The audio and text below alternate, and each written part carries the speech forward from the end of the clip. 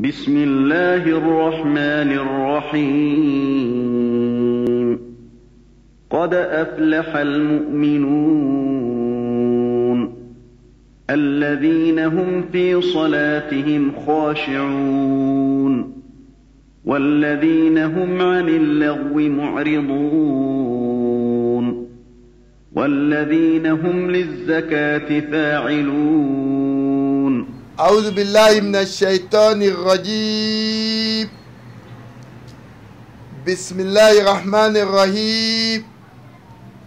الحمد لله ثم الصلاة والسلام على أشرف المرسلين سيدنا محمد وعلى آله وصحبه وسلم. Chers croyantes et croyants en Allah, une fois encore, soyez les bienvenus dans notre essai d'interprétation des versets du Saint-Coran. Une fois encore, au rendez-vous de ce samedi 1er octobre 2022, qui équivaut au 5 Rabi'ul Awwal, où certains ont déjà pas commencé par se préparer pour ce que nous appelons le Mawlud Nabi.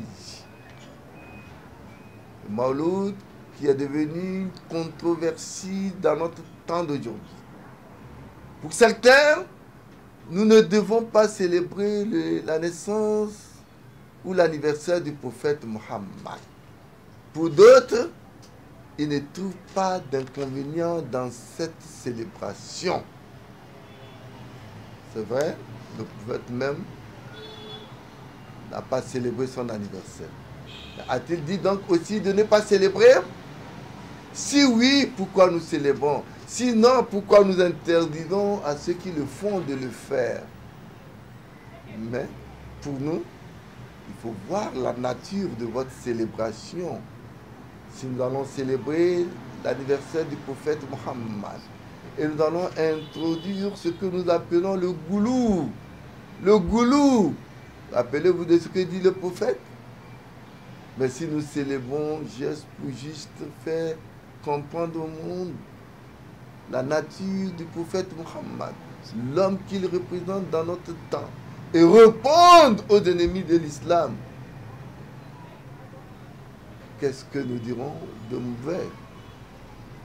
Mais et si nous devons célébrer et faire ce genre de fête, danser avec des miss et avoir d'autres comportements, ou placer même des insinuations à l'endroit de ce prophète bien-aimé de l'islam, il nous reste à tirer des leçons sur la nature de cette célébration.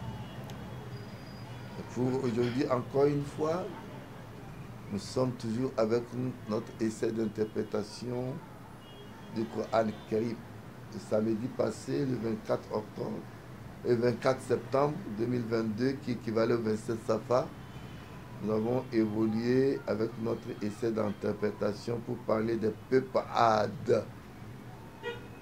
C'est l'audience du prophète Hud qui sont aussi venus, qu'on a traité de mensonges, de sottises et beaucoup de mots à leur endroit. Et toujours les hommes opulents, les riches, qui rejettent la foi, qui rejettent l'au-delà et qui aiment la vie présente, se sont posés des questions ou ont découragé ceux qui voudraient suivre ces prophètes de ne pas les suivre. Alors, il est donc traité de mensonges, il est donc traité de fabricateurs, de magiciens, de beaucoup de choses. Et le prophète a imploré Dieu. Il disait au Seigneur, il demande le secours du Seigneur contre ce qui le traite de menteur. Et Allah de lui dire de garder son grand-foi, souper très certainement, ils en viendront au regret. Leur regret, d'abord, est double. Leur regret, c'est la punition que Dieu va leur infliger. Leur regret, c'est que s'il arrivait même à vivre les conséquences du rejet de leur foi qui les entend, c'est la punition. Et c'est cette punition que nous verrons, si plaît Allah, dans le verset que nous allons, avec la permission d'Allah, essayer aujourd'hui. أعوذ بالله من الشيطان الرجيم بسم الله الرحمن الرحيم فأخذتهم الصيحة بالحق فجعلناهم غثاء فبعدا للقوم الظالمين ثم أنشأنا من بعدهم قرونا آخرين ما تسبق من أمة أجلها وما يستأخرون ثم أرسلنا رسلنا تترى كلما جاء أمة رسولها كذبوه فأتبعنا بعضهم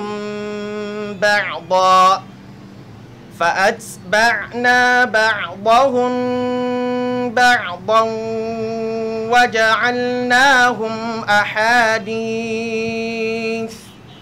فبعدا لقوم لا يؤمنون ثم أرسلنا موسى وأخاه هارون بآياتنا وسلطان مبين إلى فرعون وملئه فاستكبروا وكانوا قوما عالين فقالوا أنؤمن لبشرين مثلنا وقومهما لنا عابدون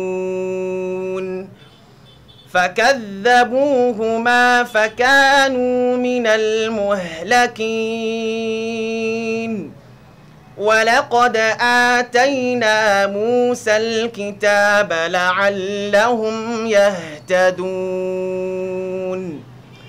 وجعلنا ابن مريم وأمه آية وآويناهما إلى ربوة ذات قرار ومعين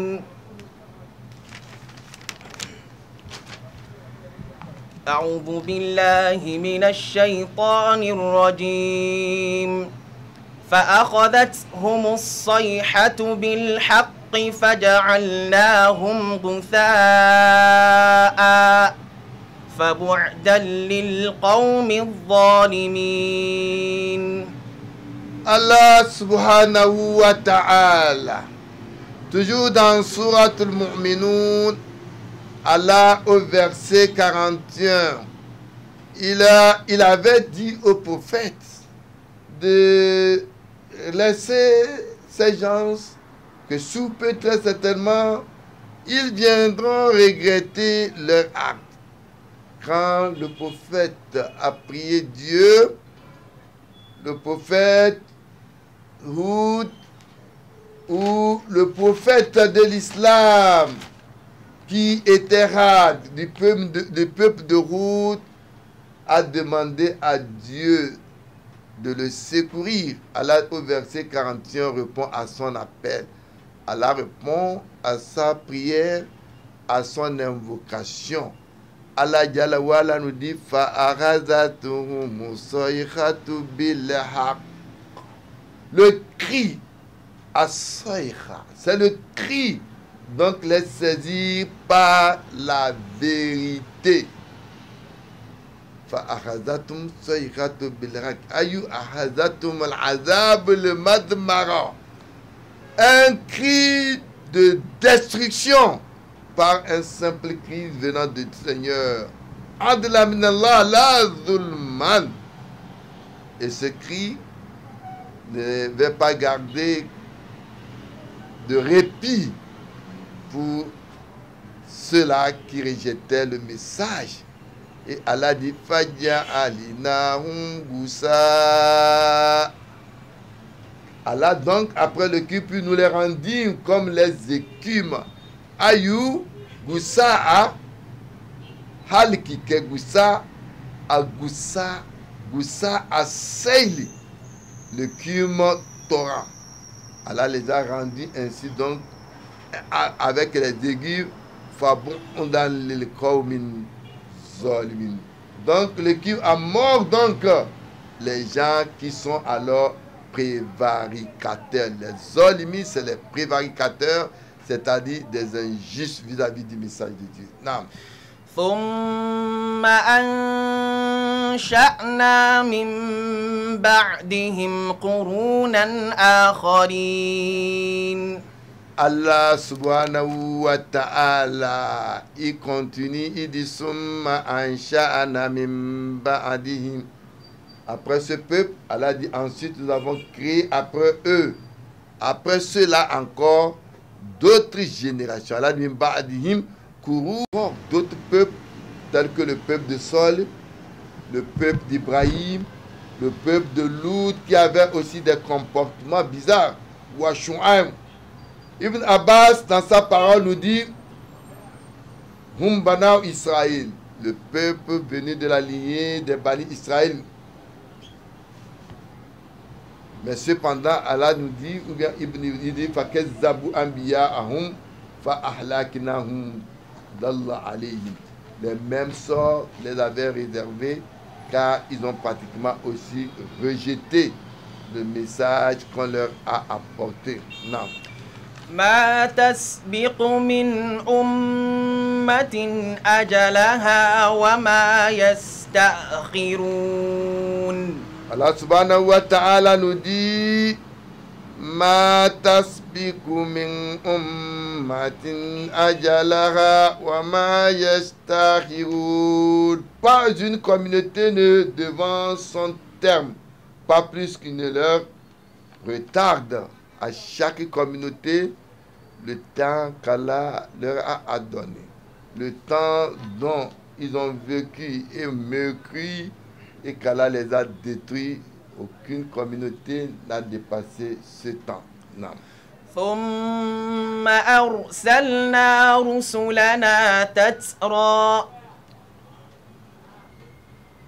كلما جاء أمة رسولها كذبوه فأتبعنا بعضهم بعضا وجعلناهم أحاديث فبعدا لقوم لا يؤمنون.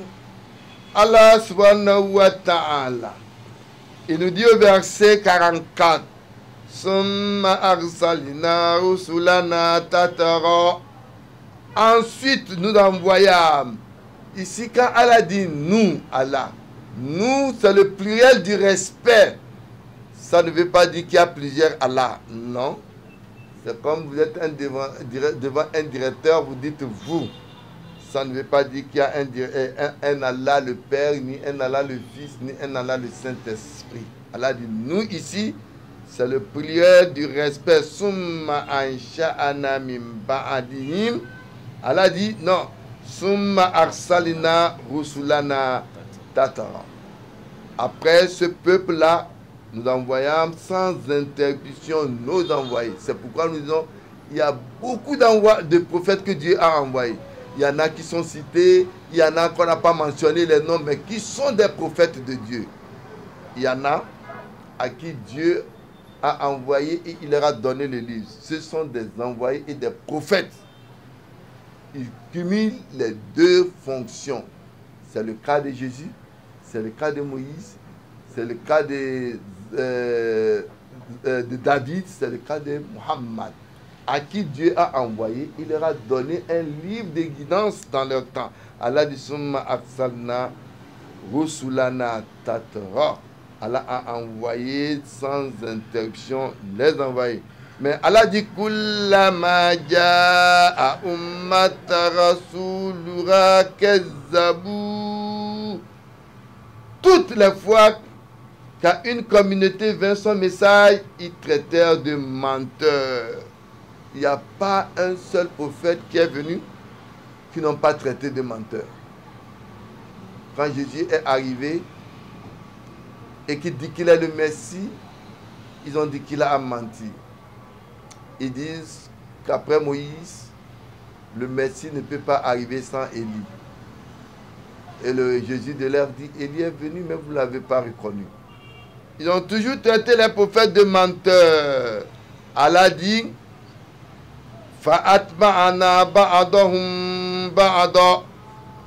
nous les fîmes donc de suivre les uns les autres. Et nous fîmes des choses que l'on raconte. Allah dit, à mort donc les gens qui ne croient pas. Quand ici Allah nous dit, nous les fîmes suivre dans la destruction, il s'agit des gens qui rejettent donc toujours le message des envoyés. Et comment leur destruction fut venue? Leur habitation, leur organisation a été détruite. Il ne leur reste qu'une vague d'histoire de leur existence. Donc, beaucoup de peuples qui n'ont pas cru ont été exterminés par Dieu, dont on n'entend même plus parler d'eux. Leurs noms sont restés dans cette simple appellation. Ils suggèrent tout ce qui est instable et éphémère pour montrer la morale. ثم أرسلنا موسى وأخاه هارون بآياتنا وسلطان مبين.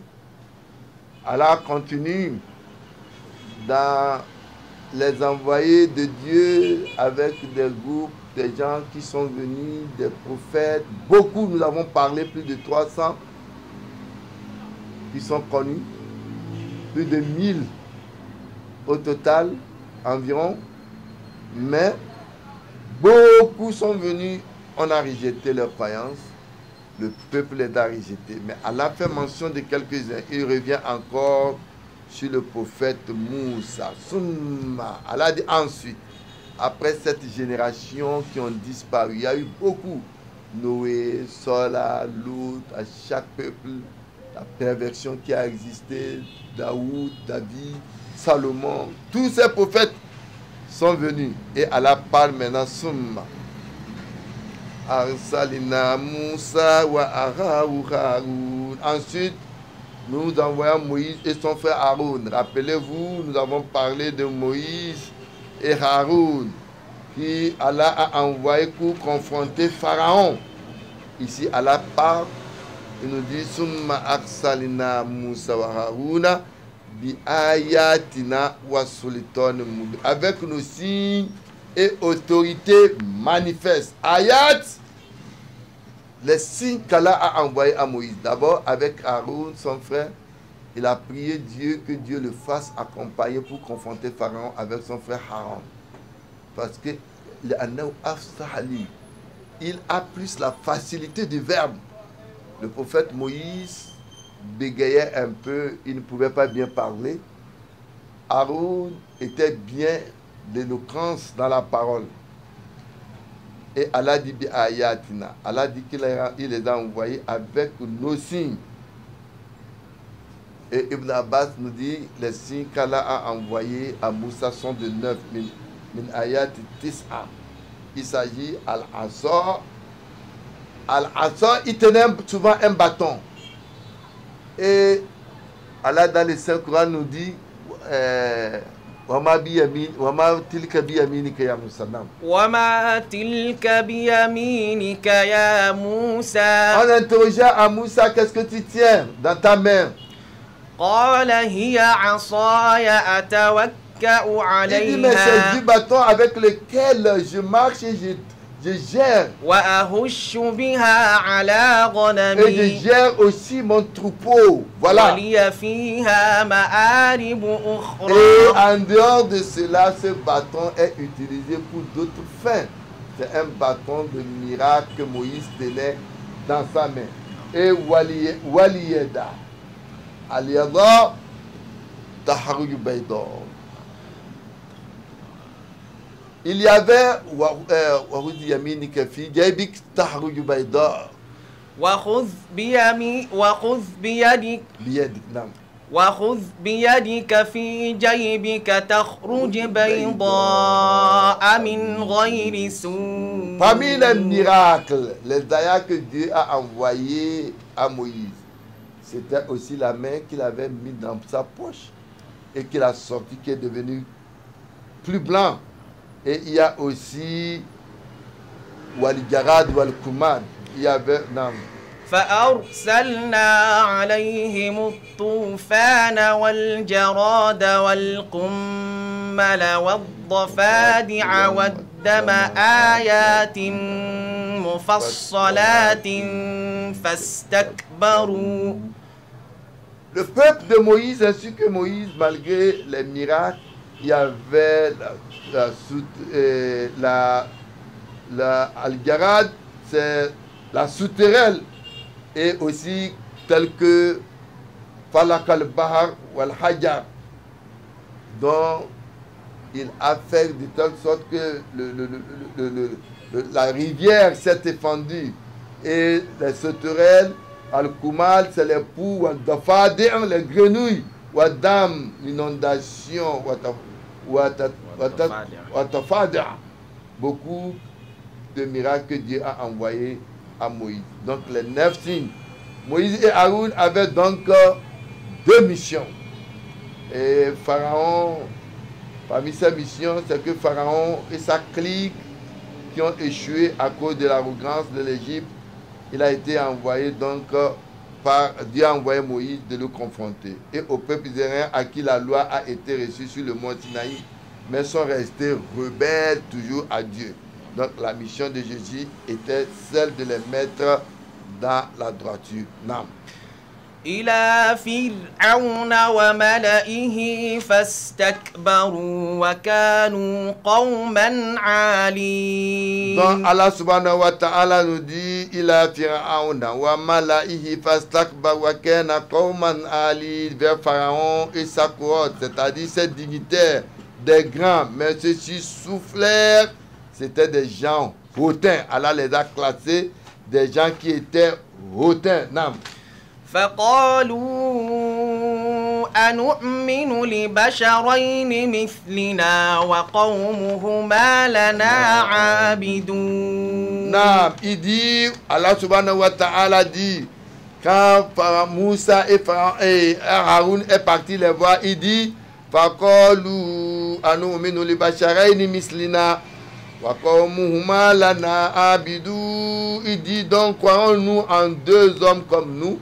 Pour eux, on ne peut pas croire aux hommes, il faut que ce soit des gens, les anges, alors que leur peuple nous sont des esclaves. Leur peuple nous sert d'esclaves parce que, vous savez, Moïse est du peuple pour eux des esclaves et ils étaient des gens de la grande classe. Nam.